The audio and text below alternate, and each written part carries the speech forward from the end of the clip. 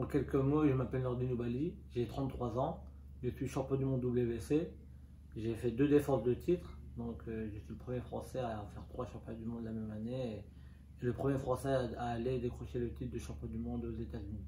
Il faut savoir qu'un sportif est toujours dans l'excellence, il cherche toujours la performance et nous on n'a pas le temps de se reposer vraiment. Il nous faut des moyens de récupération, un petit peu tout ce qui est kiné, tout ce qui est balnéothérapie.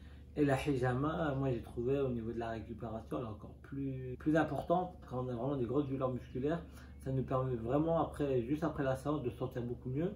Et quelques jours après, se sentir plus à l'aise, plus léger, mieux dans son corps. Donc pour moi la hijama c'est important de la faire pour la récupération. Et en termes de blessures, il m'est arrivé de me blesser.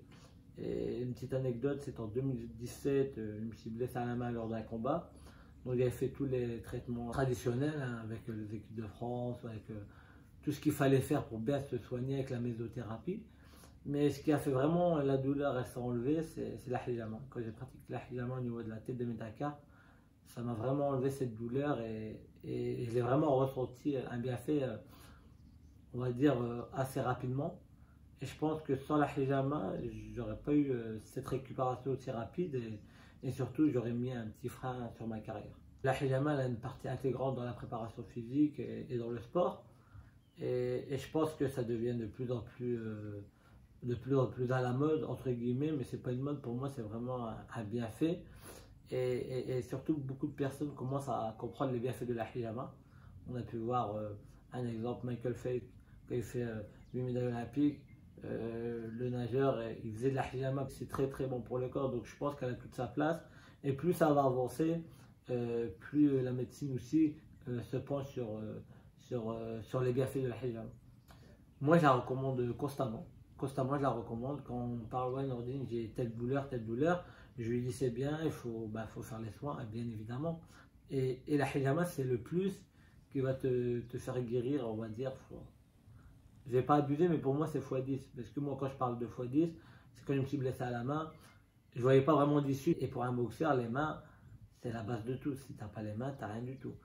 Et la première fois que j'ai fait la hijama, quand j'en ai parlé à Mehdi, je lui ai demandé est-ce que tu me conseillerais de faire de la hijama sur la main? Et il m'a dit ouais, bien au contraire, ça pourrait être bien pour toi.